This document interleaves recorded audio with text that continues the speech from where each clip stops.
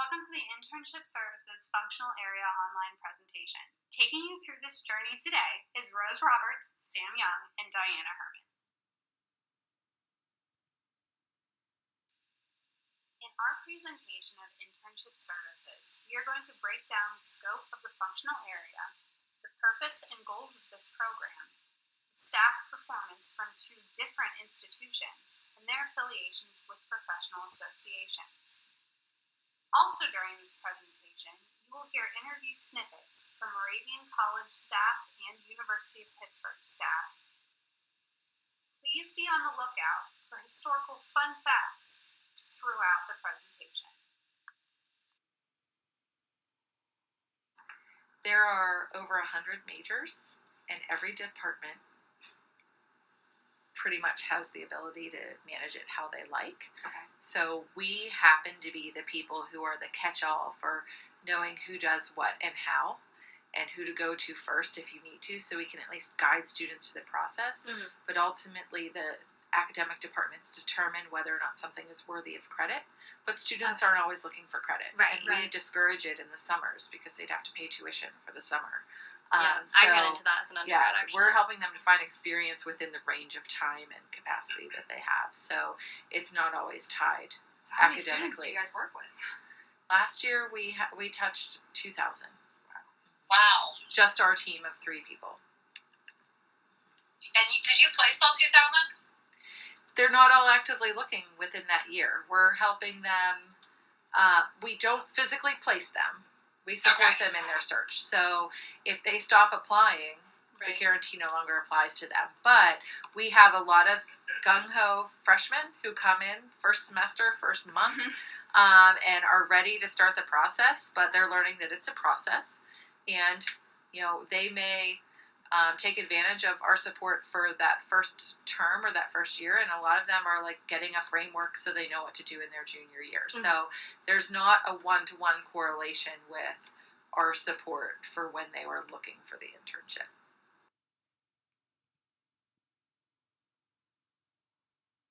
We are going to explain the purpose and goals of the University of Pittsburgh and Moravian College's internship programs. Both organizations express the importance of experiential learning for their students. Real-world experience. It's more than just the skills they learn. It's like how to be professional in an office, how to communicate via email. Like, that's a big one that we always hear is students these days just aren't professional. They text no matter what the form of communication is. So just learning even those, very basic things, that's what they're learning through experiential learning and on top of, the basic skills. Like if you're a marketing student, you're doing a marketing internship, you're definitely going to have way more hands-on experience actually running a marketing campaign yourself. But you're also learning how to communicate with clients and all the different more soft skills sort of stuff that you can't learn in a classroom necessarily. To Moravian, or a unique aspect of a Moravian is that career and civic engagement are combined together. So our focus on experiential learning isn't just internship experience, while that's a core piece. It's also getting engaged within the community, making a larger impact, as well as kind of learning with students through volunteerism, what they like, what they don't like, as a way for not only to build experience and give back, but to provide a little more career clarity. So there's a deep dedication to experiential learning. You can see on our website that through Pillar 2 of the strategic plan, there's a goal by 2020 that 80% of students within the college will have some type of experiential learning experience. So that can be through internships, externships, job shadowing, community service, going abroad, doing research, things like that. So we're very dedicated and committed to helping students through this process, not only to be more employable, but to also kind of provide a little more guidance into what direction they want to go after graduation. And the college as a whole is very committed to this as well.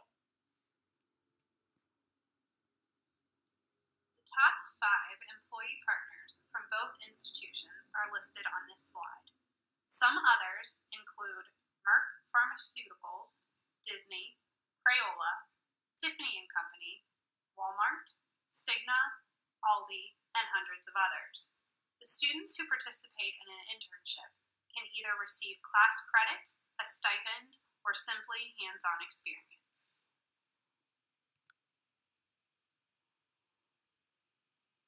So Pitt has a standard performance evaluation that everyone does at the end of the fiscal year, and that's the primary, like, written documentation. There's not like a means of logging into it at different times of the year and recording events and stuff. It's literally a form that you fill out one time. They had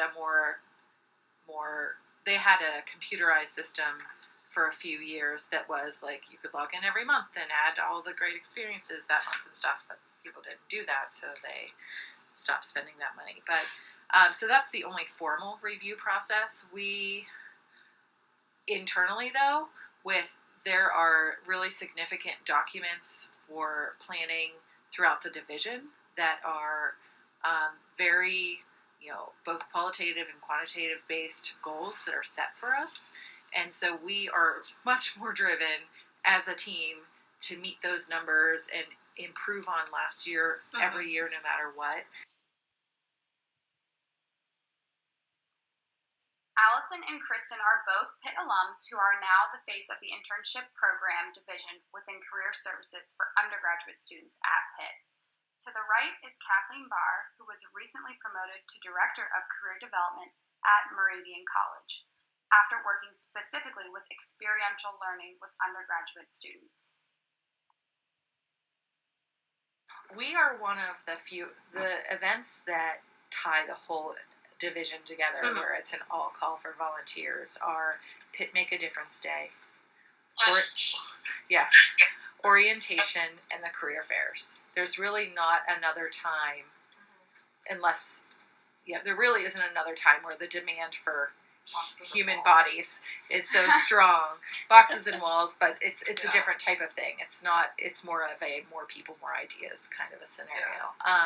But there's less than 5, I'd say, where everyone comes together, and I happen to be just by virtue of loving doing it, I coordinate all the volunteers, so it's orchestrating emails to the division and emails to the schools of faculty and staff whose students are impacted by that fair, trying to get volunteers there, and then students to serve as escorts and giving them cool networking opportunities in the process. So it's a lot going on, but you can't really do that until about 3 weeks out either. So it's not that it's last minute intentionally, but people, if you sent that email for late September before orientation or the week after orientation, people would just like, are you kidding me already? Yeah. So too early. Yeah, come on. Yeah. So, but it's a lot of Qualtrics and copy paste and just hit go again at this point. Saving the emails that you already sent.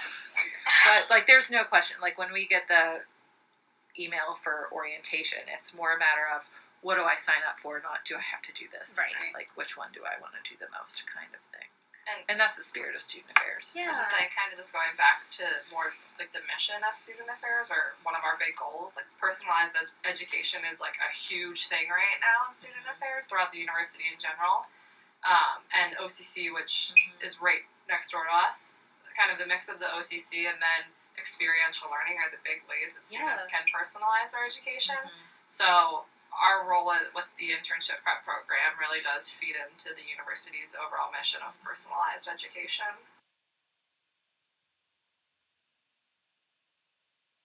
Yes, so we work together a lot in student affairs as a whole.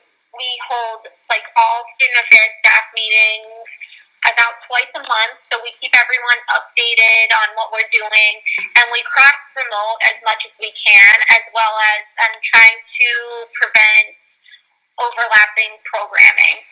So we heavily rely on the other professionals in student affairs to help with our events and help get our mission, or the word out there about our services. But we play a part as well in other opportunities that aren't directly connected traditionally to career development or civic engagement. For instance, all of our staff help all day with like new student orientation and move-in. So we are out. I was directing cars for parking, parents parking, dropping off their students for new student orientation. We have dinner with the new students, their first dinner on campus. We host a table. So that's not something traditionally that you would think career development or civic engagement would do, but we all partner that way in exchange. They help us, the other staff members help us with our events as well. So getting the word out to residents and the students they work with about our fairs coming up. Everyone helps with Heritage Day, which is a huge event that just happened last week. It's a kind of like a day of service for our campus community. So everyone has some type of leadership role in that day in student affairs. And we also do a lot of like referring because we're such a small institution. Like I serve as a mentee for student development and student conduct. So if somebody went through the student conduct process and were sanctioned to meet with a mentor, I serve as that for, I have 2 student mentees this semester that I kind of just help develop goals and check in with them and meet with them weekly.